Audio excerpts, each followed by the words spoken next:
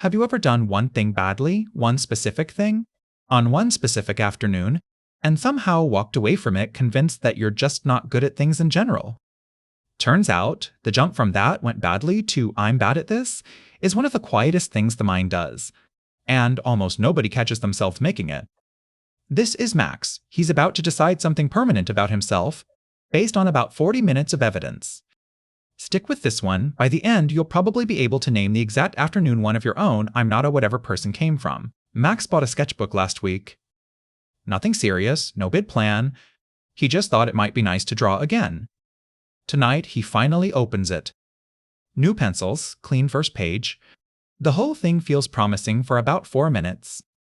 He picks something simple to draw, the mug sitting right there in front of him.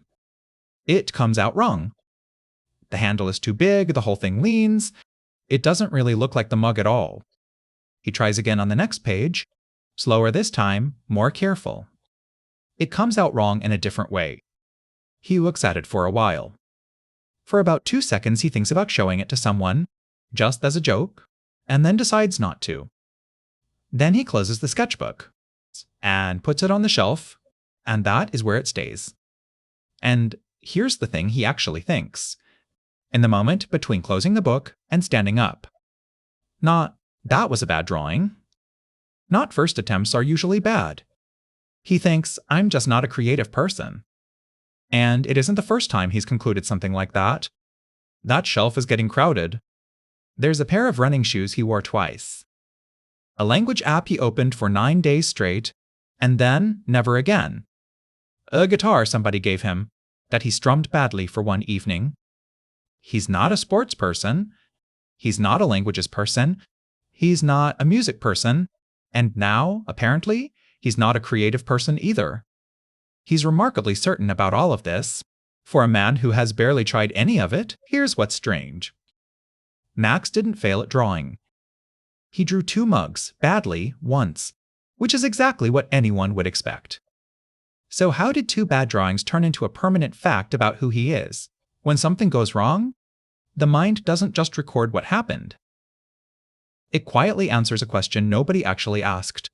What does this say about me? And the answer it lands on can be small and contained, or it can be enormous.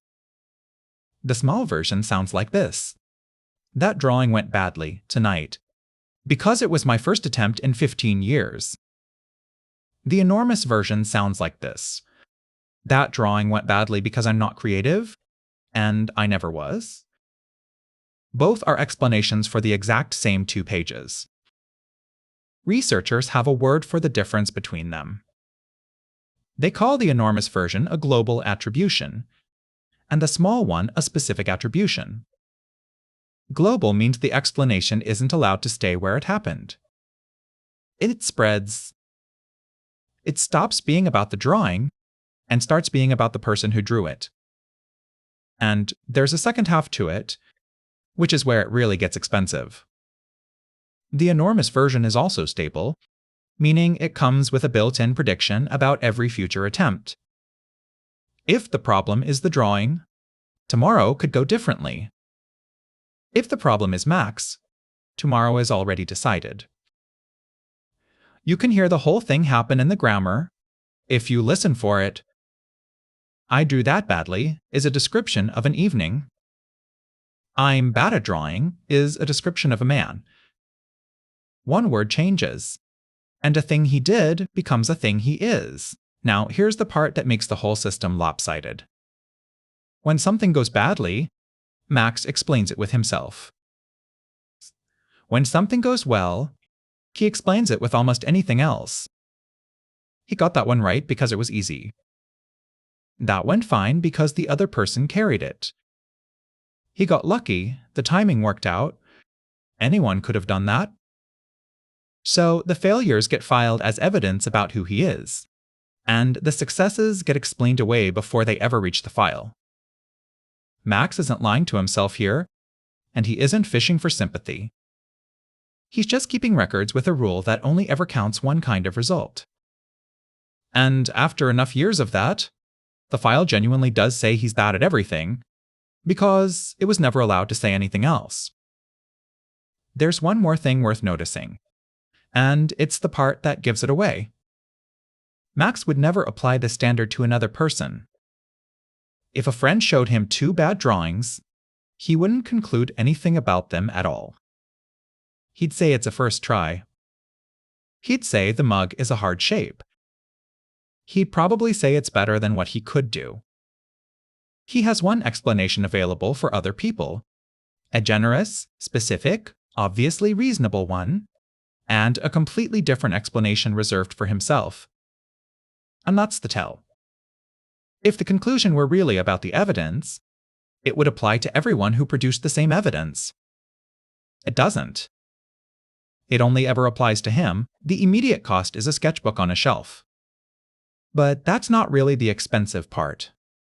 The expensive part is what Max does the next time somebody suggests something new. He says no.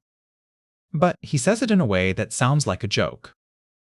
Oh, trust me, you don't want me on your team. I'm terrible at this. He says it before he starts every single time, so that if it goes badly, nobody is surprised. And if it goes well, he already told everyone in advance that it was luck. It works, in a way. It's a small, cheap kind of protection. It's just that the price of it is never being able to be pleased with anything he does. And it runs in the other direction, too. When somebody actually compliments him, he can't quite take it. He deflects. Or he explains why it wasn't a big deal. Or he changes the subject, and the compliment slides off without leaving a mark. Which means the only feedback that ever sticks is the kind that agrees with what he already believes. And because he stops early, or doesn't start at all, nothing new ever gets added to the file. That's the quiet trap in the whole thing. A belief about yourself can only be corrected by evidence, and Max has stopped collecting any. So the belief doesn't get stronger because it's true. It gets stronger because nothing is left that could argue with it. Here's something else. If you actually made Max list the things he's bad at, out loud, the list would be about 5 items long. 5, that's it. Drawing, running, languages, guitar, and whatever he added last month. But it doesn't feel like 5 things. It feels total. It feels like a summary of him, because those 5 are the only ones he's counting, and the enormous version of the explanation was never restricted to the thing that actually happened. And in the meantime, there are things Max is genuinely, reliably good at that he doesn't count at all. He's the person everyone calls when something breaks. He remembers what people tell him. He's the one who notices when a friend has gone quiet. None of it makes the list, because it doesn't feel like a skill to him. It just feels like something he does. Which is, if you think about it, exactly what being good at something feels like from the inside. Meanwhile, the shelf keeps filling up, and every object on it looks like more proof, when really each one is just a single afternoon he decided not to have a second try at. So is Max actually bad at all of those things? Honestly, probably. Most people are bad at things they've done twice. The strange part was never that he was bad at drawing.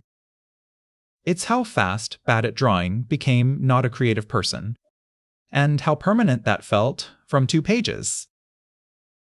So the next time Max hears himself say, "I'm just not good at that," maybe the interesting question isn't whether it's true. It's how many tries it actually took before he decided.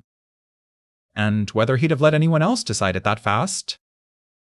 And if this sounds a little too familiar, you're not the only one carrying a whole list of things you're not good at, built from about 1 afternoon each. If you like this, subscribe for more. And tell us in the comments what you'd like to see next.